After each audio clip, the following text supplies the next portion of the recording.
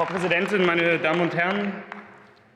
In Moria haben wir gesehen, wie Ihr europäisches Projekt der Abschottung, Ihr europäischer Konsens der Verachtung in Flammen aufging.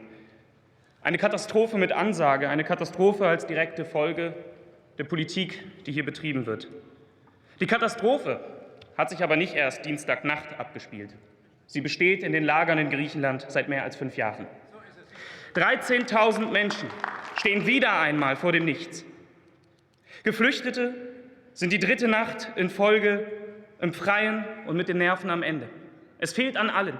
Helferinnen werden von Anwohnerinnen bedroht und angefeindet. Die Polizei rüstet auf und behindert Hilfsorganisationen an ihrer Arbeit. Das ist also die europäische Solidarität. Unerträglich. Seit dem EU-Türkei-Deal, seit es diese Hotspots gibt, sitzen Geflüchtete in solchen Lagern fest. Von Anfang an waren die Zustände jenseits der Menschenwürde. Stundenlang Warten auf Essen, zu wenig Schlafplätze, keine Schutzzonen für Frauen und Kinder, katastrophale hygienische Bedingungen. Abdul Karim, ein 26-jähriger querschnittsgelähmter Syrer, bekam nicht nur keine anständige medizinische Versorgung. Er musste dabei zusehen, wie ihm Ratten die Füße anfraßen. Das ist das europäische Projekt Moria.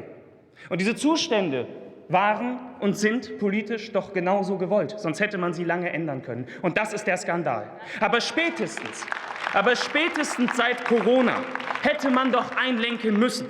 Und was haben Sie gemacht? Wieder nichts. Es war doch nur eine Frage der Zeit, bis das Virus das Lager erreicht. Eine Frage der Zeit. Und wir hatten 6 Monate Zeit. Viel länger, als wir geglaubt haben. Und Sie haben nichts gemacht. 6 Monate und die Menschen nicht rausgeholt, diese Zustände nicht beendet. Schon im März lag von uns ein Antrag vor, doch wenigstens die 5.000 unbegleiteten Minderjährigen aus Moria rauszuholen. Die allermeisten hier in diesem Haus haben damals dagegen gestimmt. Und jetzt nach der Katastrophe lese ich von denselben Abgeordneten Tweets von Betroffenheit und Solidarität geprägt. Ich finde das nur noch heuchlerisch. Ich mache mal einen Vorschlag. Holen Sie doch die Leute raus und twittern Sie dann Ihre Taten und nicht vorher. Und noch was. Wenn die Seebrücke und andere mit Aktionen hier 13.000 Stühle vor ihren Büros stellen, dann ist das nicht, um ihnen eine schöne Fotokulisse für ihr Gewissen aufzubauen, sondern eine deutliche Handlungsaufforderung. Und es ist ja nicht so, und auch das haben wir schon gehört, dass niemand helfen will in diesem Land. Über 170 Kommunen stehen doch in Deutschland bereit, Menschen aufzunehmen. Ganze Bundesländer erklären sich bereit aufzunehmen. Thüringen ist bereit, mehr Menschen aufzunehmen als die europäische Lösung von Merkel und Macron. Was für ein Armutszeugnis. Sorgen Sie doch endlich dafür. Ich gucke in Richtung SPD. Herr Schwabe, Sie haben es gerade gesagt. Sorgen Sie dafür, dass diese menschenverachtende Blockade, Herr Seehofer, von Ihnen fällt. Dass die Kommunen und Länder, die helfen wollen, auch endlich helfen dürfen. Moria ist doch nur das Paradebeispiel für Ihre organisierte, brutale Abschottungspolitik. Der kleinste gemeinsame Nenner der zerstrittenen Mitgliedstaaten. Und noch etwas. Wir haben in dieser Debatte von Brandstiftern gehört. Die Brandstifter sind allerdings nicht auf Lesbos zu suchen.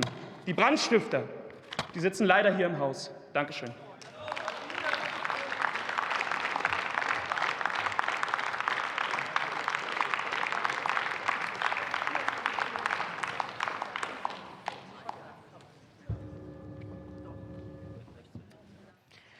Das Wort hat die Kollegin Elisabeth Motschmann für die CDU-CSU.